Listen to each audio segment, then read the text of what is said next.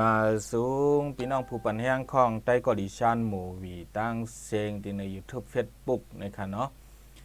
และหรือเช่นนั้นก็เหมือนกันเหมือนในเตมาลัดลองเพลงความตีเหนือของใต้กอดิชันมิวสิกและยอดหมายสูงป้าพี่น้องค่ะผู้ปันแห้งเพลงความใต้ปันมา เฮาคาตีเหนือของใต้กอดิชันมิวสิกและตีเหนือ YouTube และ Facebook ป้านะครับ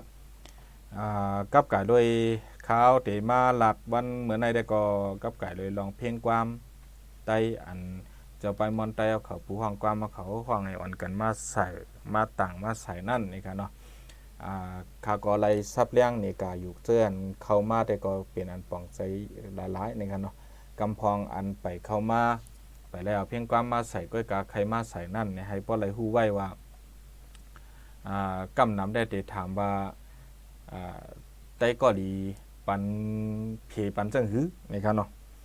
ก็ในแลอันในคาย้อนลาดว่าเฮาขาก็เปิดเพียงความหนึ่งหูในไล่ไหลมันก็มันไปน้ำกวน Subscribe เฮาก็มันน้ำในแลเฮาขาตึกตีตึกเหมอก้อยแลเฮาขาตีอำปันนะครับอำปันป้อเพปันเพอนะครับเพราะว่ามาใส่ในกองเงินอันไหลมานั่นเฮาขาก็ตีเฮ็ดเป็นเงินกองกลางของเงินกองกลางดอนดากการป้ายมอนเพียงความไตอันไตก็ดีเอาขายเฮ็ดนั่นก้วยนี่ค่ะนะเหมือนจังหนังป้อมันไหลมา100,000เนี่ย200,000เนี่ยเฮาก็เอาเตียวมาซื้อติ่งซื้อกีตาร์ซื้อคีย์โปกซื้อมิกซาซื้อหลายหลายรองก็เหมือนกาป้าดังห้องตีเสียงเฮาห้องสร้างเสียงเฮาจังได๋ก็ตึกโหลเฮ็ดแทงตั้งนำนี่แหละเงินตองนี่เตียวมาใจตีนั่นก้วยนี่ค่ะเนาะนำในเฮียอะไรว่ามันป้อปันมามันไหลนำเตห้าเนี่ยข้าก็เตมันนี้ค่ะนะข้าก็เปียดเหรียญครับเหมือนเจ้าหนังในเป็นข้องใต้ก็ลิชันมูวีนะครับนะใต้ก็ลิชันมูวีใน YouTube ในค่ะนะในข่าวตั้ง28 วันปนมาในไหลอยู่$22นะ$22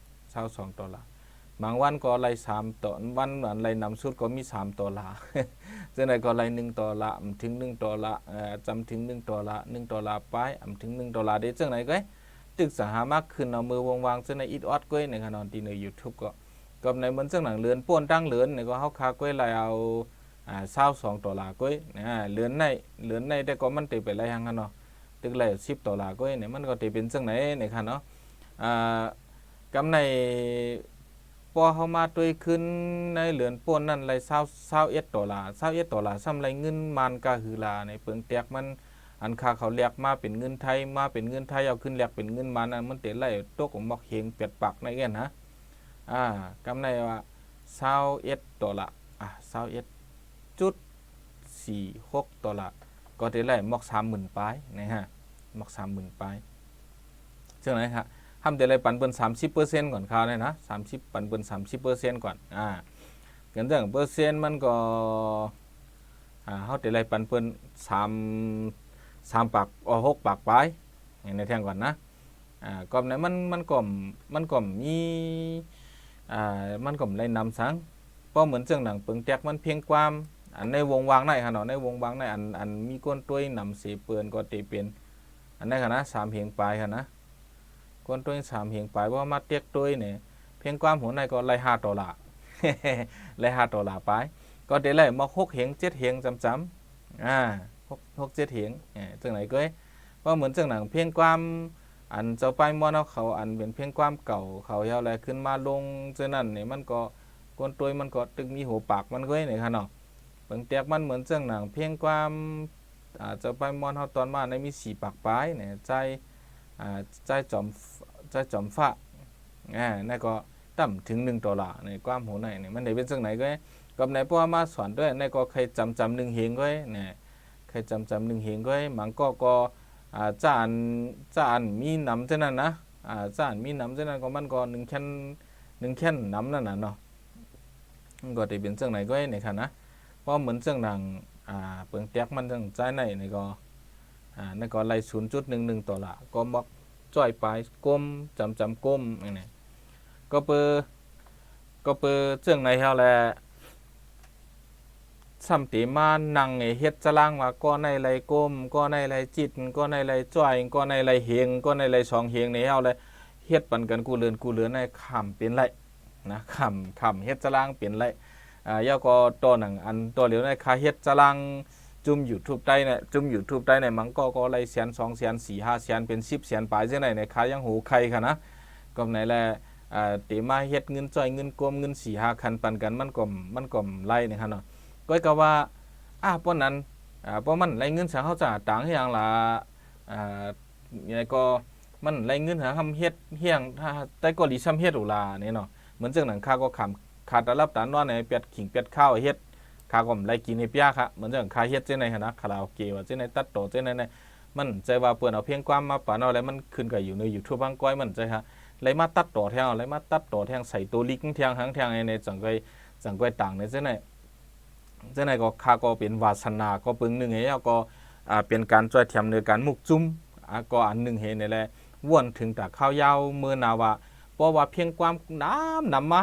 มื้อเหลือในเพียงความเฮาค่าอันเฮาค่าเป็นเจ้าของมันไว้เฮาว่าเนาะเป็นเจ้าของมันไว้อันเปิ้นอันผู้ฟังความกูตีกูตั้งมาปั่นไว้ในเฮาค่ามีอยู่1ปากปลาย16โหค่ะความ1ปากปลาย16โหเนี่ย1ปากปลาย16โหใน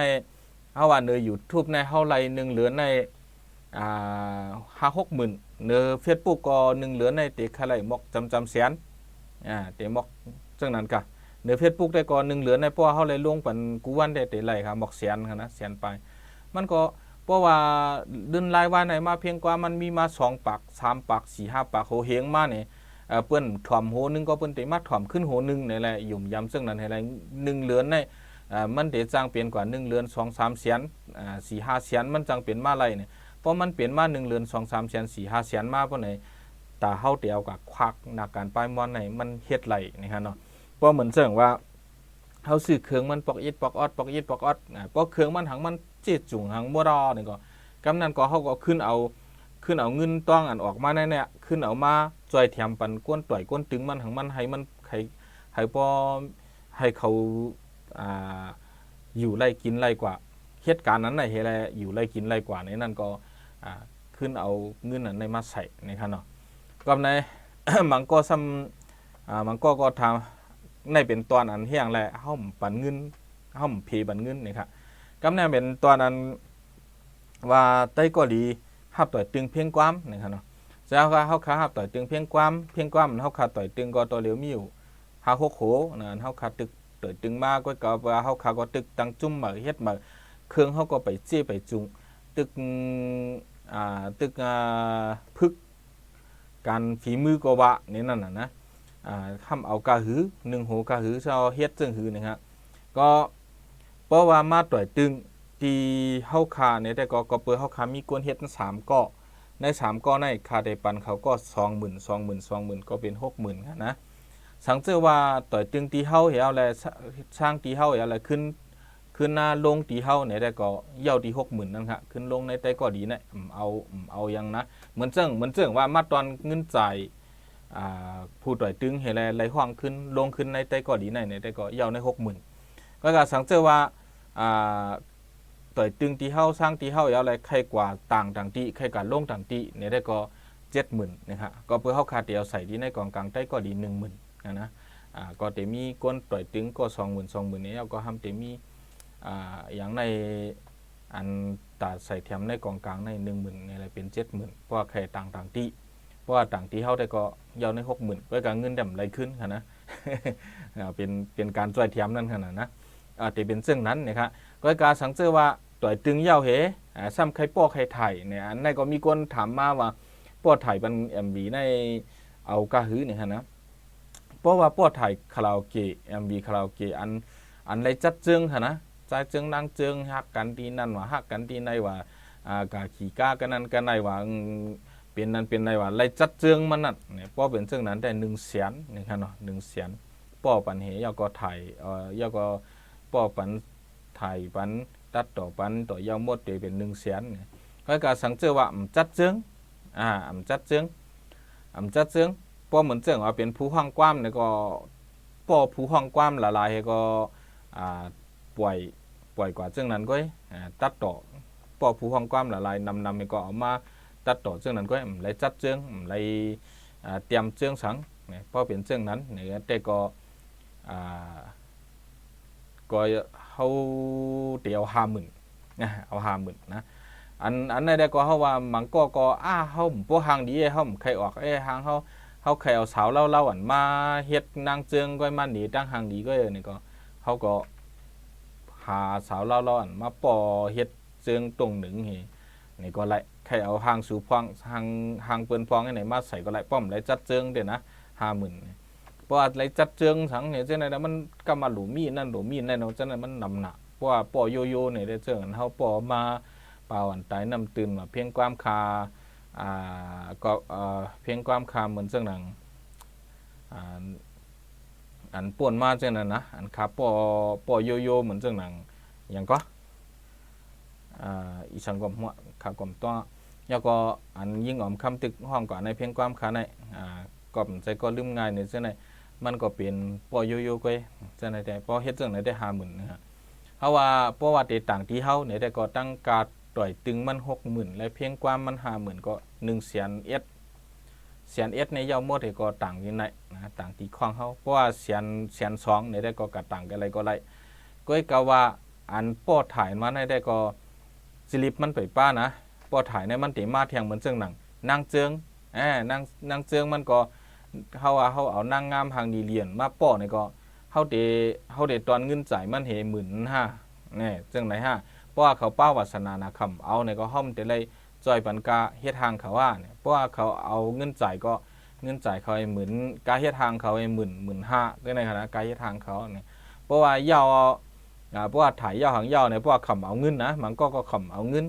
เขาป้าวาสนาใครจอยก็เนี่ยก็เขาก็ทำเลี้ยงเขาต่างก็20,000จังหวะก็แต่มีมาจังนั้นเที่ยงในขณะน่าจะไปอยู่ที่เฮาปองเปลี่ยนไหลในขณะแล้วก็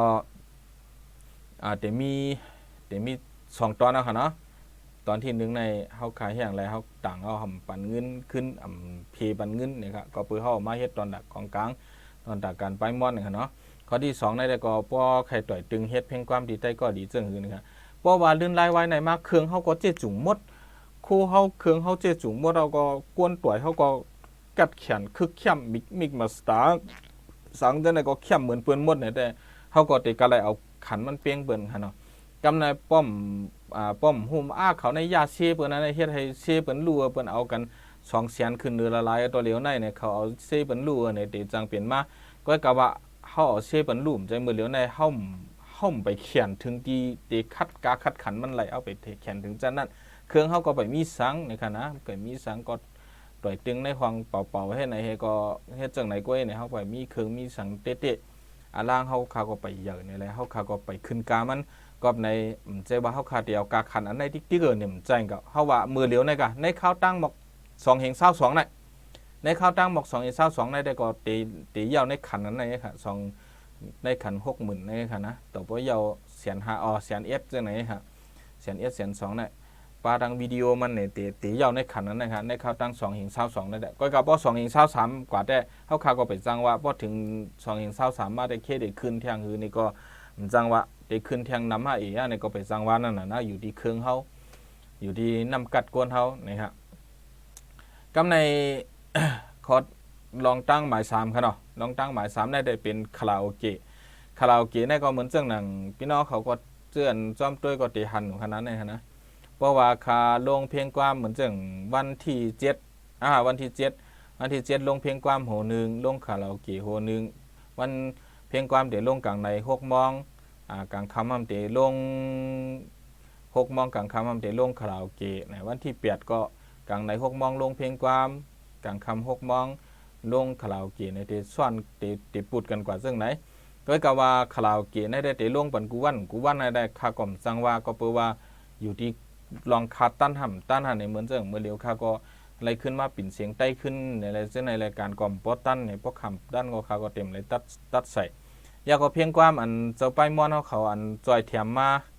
อันใส่มาเช่นไหนนะอันจอยแถมมาเช่นไหนเลยค่าไปมีข้าวยามเฮ็ดปันในล่าในก็มีดังนำเขาเนี่ยเหมือนจังหนังเช่นไหนนะสาว TikTok ในนั้นก็ไปไล่เฮ็ดค่ะนะส สายใจปุ่นตัดใต้ในเมียเหมือนเจ้าหนังดังมองก็ใจถึงเนี่ยเจ้าในไปละเฮ็ดค่ะนะเจ้าในก็บางอันก็ไปละเฮ็ดยาก็ลูกเมย์เมืองใต้เนี่ยเจ้าในไปละเฮ็ดค่ะนะหักต่อใจเพื่อหายใจขึ้นลงเจ้านั่นต้องตื่นไหลเอาไตเนี่ยเจ้าในไปมีค่ะนะไปละเฮ็ดค่ะนะใจถึงเมืองสูเจ้าในเวียงใจถึงเวียงเมืองสูจากก่อนเจ้าในไปละเฮ็ดก็เปิดข้าก็ไปมีข้าวยามมันข้าก็ตึกเฮ็ดขึ้นความเก่าอันป่วนมาเหมือนจังเมื่อปันนั่งใจใหญ่ปีว่ากำปันน้องว่าอันเพียงความจอมเจืองว่าแต่นั้นเพียงความเก่าอันคาก็ถูกเงินเห็นแล้วเฮ็ดปันเช่นนั้นมันก็ตึกกึดแทงตั้งนำตึกเฮ็ดเช่นนั้นอยู่นี่ครับเนาะกับในแลคาราโอเกะนี่ได้ก็เตะลงปันกว่าร้อยเพียงความอันไรมีก็เฮาคาได้เฮ็ดคาราโอเกะกะก็การเพียงความหมังโหมีคนเพียงความหมักมีคนถอมน้ำมีคนปั่นแห้งน้ำมีคนย้อนมาใครไล่เสียงต่อยตึงมันใครอย่างว่าเนี่ยก็นั่นก็ตีตัวเฮ็ดปันกว่ามือเหลียวได้ก็ตึกเฮ็ดเพียงความขาดเพียงความขาดตียาวในวัน2วันน่ะหรือตีนี่ค่ะเนาะก็กะว่ามีคนถามมาคาราโอเกะอันเปียดเพิ่นหนุ่มเฮ็ดในสังเจอมันนำมาเนาะมันนำมามีหูปากมาเพียงความมีหูคาราโอเกะมีหูปากมาเอากับใจตื้ออะไรตีหลายๆนี่ฮะเอาใจตื้ออะไรได้เหมือนเรื่องหนังว่า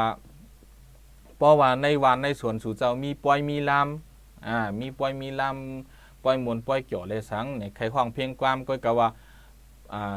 มีจุ่มต่อยตึง5นั้นก็จุ่มต่อยตึงนั่นหมอห้องหมอต่อยตึงเพียงความมันสู่ใครห้องนั่น5นี่ก็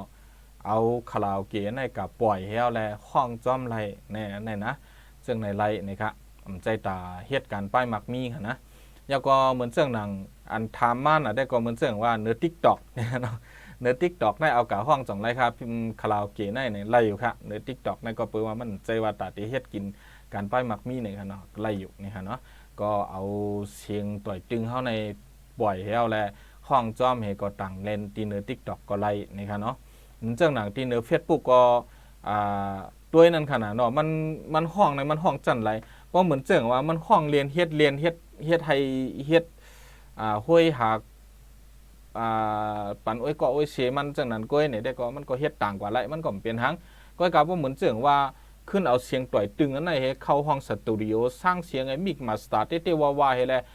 ต่างเต้ว่าเนี่ยเพราะเป็นจังนั้นแต่มันแยกสม่ำเหตุการณ์ป้ายมักมีก็มันเปลี่ยนจันอันที่ว่าเจ๋งเหรอมันเปลี่ยนลองป้ายเจอให้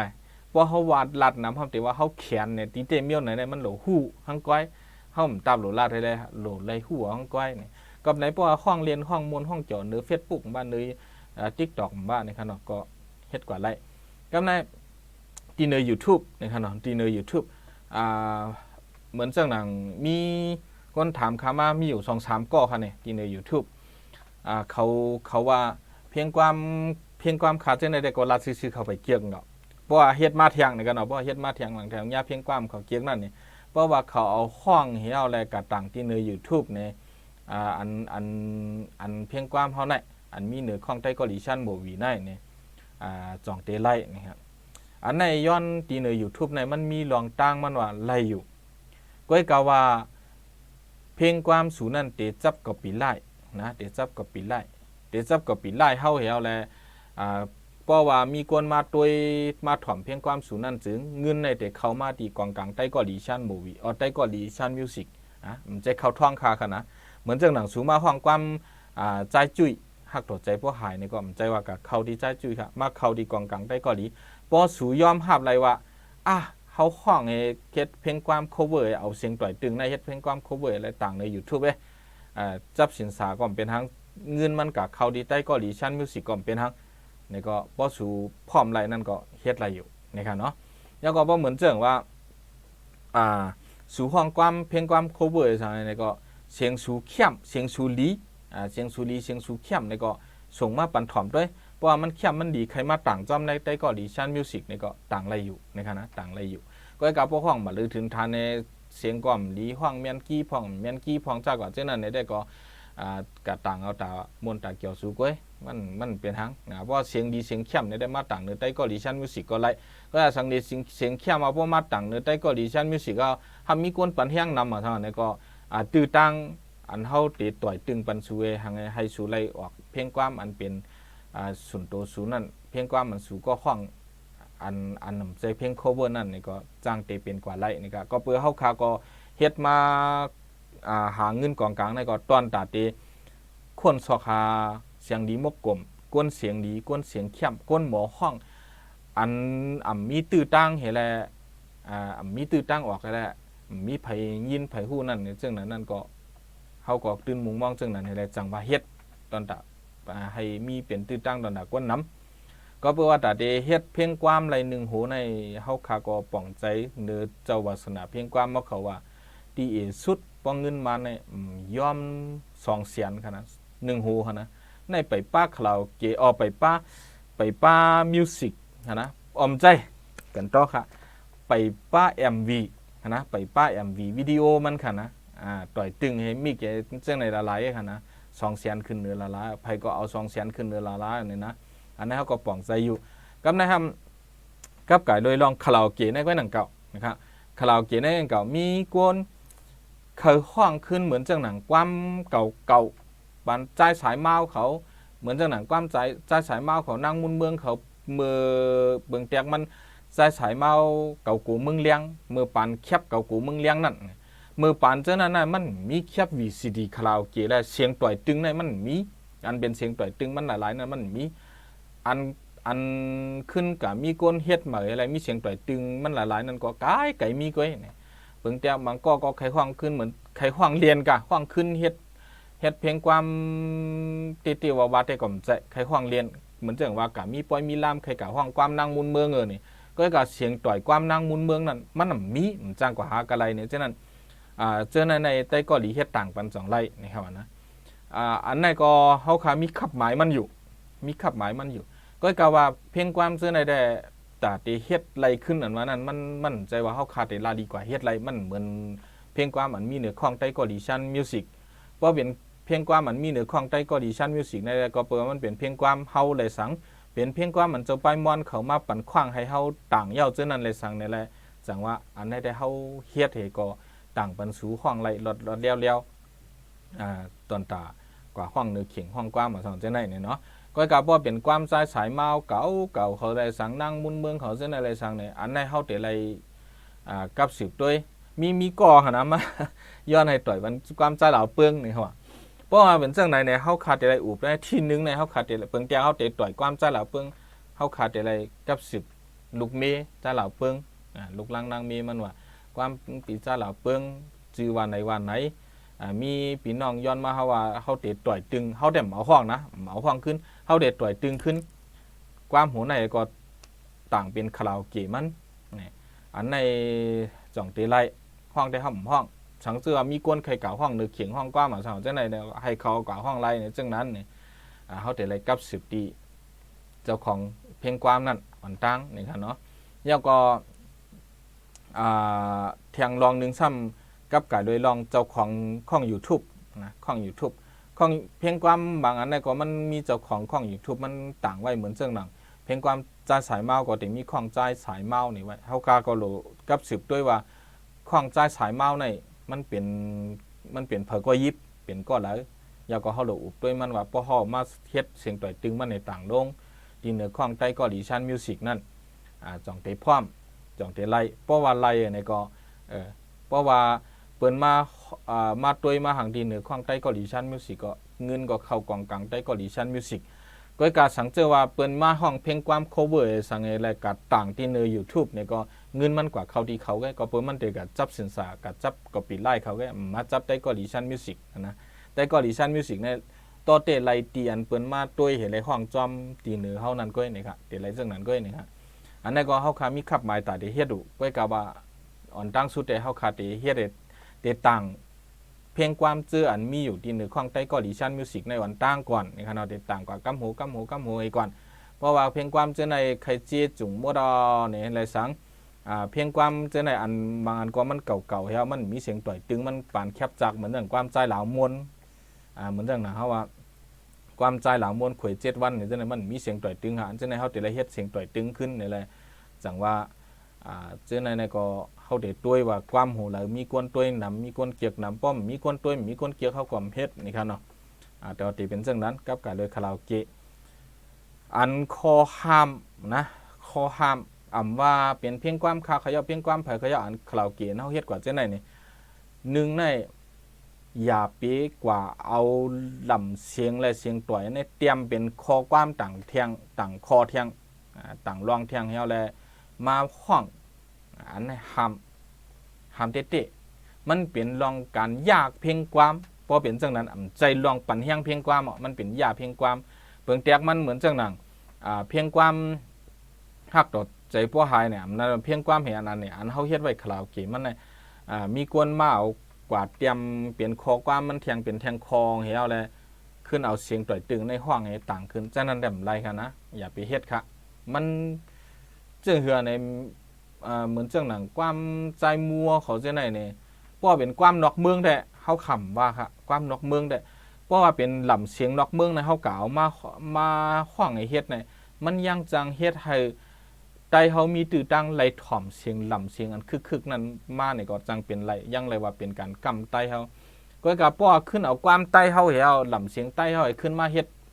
ขึ้นความไตซำมายาแบบขอความมันเฮ็ดเถียงนี่เหมือนจังคาหันความใจมัวเฮาจื้อเสียงเยอะจังได๋คั่นนะความจื้อเสียงเยอะจังได๋มีกวนเอากะเฮ็ดจังนะลีเสลายนะคั่นนะลีเสลายลีข้อโคมนะคั่นนะไตเฮากันถูกลีเฮ็ดจังนั้นนี่คั่นนะกอบในจังนั้นแต่ปันขว้างค่ะปันขว้างเพอเอากะเฮ็ดก็มันนาเริ่มแห้งหนาวค่ะนะจังนั้นแต่มันนาเริ่มแห้งหนาวไทยเขาว่าหน้าด้านนั่นนะว่าเป็นลำนอกเมืองในคากล่อมบะเคได้ป้าดังคากว่านะเอาลำนอกเมืองมาเตรียมแดะคากล่อมจังว่าค่ะนะก็กะบ่ลำใต้เฮาได้เอาเตรียมให้เฮ็ดนั่นแหละก็กะสังเจอว่าใครห้องเพียงความ cover นี่ก็เอาเสียงต่อยตึงอันในเอาเนื้อความมันในขว้างจอมันในไล่เพียงความ cover ค่ะนะอันจังนั้นแท้ก็กะกันลายหลำเนี่ยอันไหนดำสั่งถูกค่ะนะยาก็เอาเสียงต่อยตึงอันไหนเอาเพียงกว่าอันไหนกว่าเข้าห้องสตูดิโอเฮ็ดให้มีเสียงมีมาสตาร์เด้ว่าเฮาแหละกว่าต่างเนื้อออนไลน์เลยสั่งเฮ็ดแคบเลยสั่งเฮ็ดออกมาให้มันเป็นจากการป้ายมักมีเลยสั่งจากการวาสนาก็เยาะเพราะว่าเฮ็ดถึงจันนั้นแต่ก็มันเปลี่ยนลองป่นเปลี่ยนไปแล้วเฮ็ดไรห้านี่มันใจก็เฮ็ดไรก็การหลุไหลย้อนขว้างเจ้ามันน่ะเปิงลงมันหลุไหลย้อนขว้างเจ้ามันก็เปื้อเพียงความเหนือใต้ก็ดิชั่นมิวสิกนั้นมันใจว่าจะเป็นเพียงความขาก็หลุมันได้เป็นเพียงความกูก็อันเตรียมมาจังไหนเหมือนจังหนังผู้เตรียมความเฮาจื้อเสียงใหญ่ๆอันมีไว้ในจังไหนเนี่ยเหมือนจังเปิงเตียกมันขาดชื่อความกึนจังเสียงมาห้องเพราะว่าความกึนจังเสียงในบ่สู่ใครขึ้นห้องขึ้นเหมือนจังว่าฮักน้องก็เหลียวในสู่ใครขึ้นห้องขึ้นความหูในเต้ๆเนี่ยสู่มาย้อนขว้างคำไปใจคณะสู่โลกย้อนขว้างกึนเจิงเสียนกวนกอดเตรียมความมันนั่นนะโดยย้อนนั้นอันค้าในคาไหลขว้างก็เปิดคาซื้อความหูในมาตอนตากคาห้องเลยน่ะอายุการซื้อความกันก็มันเต็มมี2ปี3ปีหั่นน่ะพอเหลือเสีย3ปีนั้นมันคล้ายๆบันเผยห้องไรแทงก็ห้องไรแทงกำในอยู่ที่ก้นก้อนมันเอากับห้องนั้นในมันแค่เอากับต่างเส้นสะเฮ็ดเป็นความส่วนตัวมันก็ไหลเพราะว่ามันกว่าย้อนขว้างตีกึนเจิงเสียนเนี่ยมันกว่าซื้อเอาที่กึนเจิงเสียนในห้องคำมีสุนในกับว่าซังก็ให้การเสียงต่อยตึงอันนั้นแหละคาก็ลงตื้นอ่ะคาก็ออกเงินในละเฮ็ดอ่ะเพราะว่าสู่ใครห้องแทงในอันเฮ็ดเป็นออริจินทั้งสู่นี่ก็สู่ก็ต้องกัดต่อยตึงทั้งก้อยแทงออกเสียงการต่อยตึงทั้งก้อยแทงมาเอาเสียงต่อยตึงคาราโอเกะอันเฮาคาเฮ็ดในรายการเฮ็ดแต่ไล่นะมันสั่งถูกนะมันก็สั่งถูกมันก็สิเป็นซึ่งไหนนี่ครับเนาะผมจะเพียงความจังได๋อันเฮ็ดมาคาราโอเกะในเพิ่มห้องไรเที่ยงเอาว่านี่ใจค่ะเอากับห้องไรอยู่เหมือนจังหนังเพียงความคาก็เปิ้นเอากับห้องแทงเหมือนจังหนังอย่างในก็ฮักเจ็ดปีนั่งหนุ่มคำแรงเขาก็มาย้อนขว้างขายก็เอากับห้องเขาก็ย้อนซื้อก็กะคำขายปันละลายก็กับห้องเขาก็มาย้อนขว้างเขาก็ห้องไอ้กะต่างเขาก็เฮ็ดเสียงต่อยตึงแทงข้างก้อยต้นแห้งอ่อนกล้วยเนี่ยมาย้อนขว้างขายก็ย้อนเอากับห้องเขาก็ปันขว้างเอากับห้องก็นั่นก็เขาก็กะเฮ็ดเสียงต่อยตึงแทงให้ห้องอย่างไหนก้อยนะยาก็เพียงความอันเหมือนจังหนังปีนั่งหนุ่มคำแรงในอันต่างเสียงสาวไว้ได้ในมันใจคล้องใต้ก็ดิชั่นมิวสิกใจวันในเสตาก็เพราะว่าเปลี่ยนเพียงความมันคาก็เตรียมในได้คาราโอเกะมันคาได้มาเฮ็ดปันอยู่นะคาราโอเกะมันคาได้เฮ็ดมาปัน ก็เปอค่าเป็นผู้เตรียมความมันแหละค่าก็มีศูนย์ไล่ศูนย์เป็นหรือความหูนั่นเตเป็นซึ่งนั้นค่ะนะเอาค่ะก็เตเคยเสียจอดเอาขยนเนาะกับไก่เลยลองไปมอนเพลงความไตเกาหลีชันมิวสิกเขาค่ะกูก็ค่ะไม่สูงค่า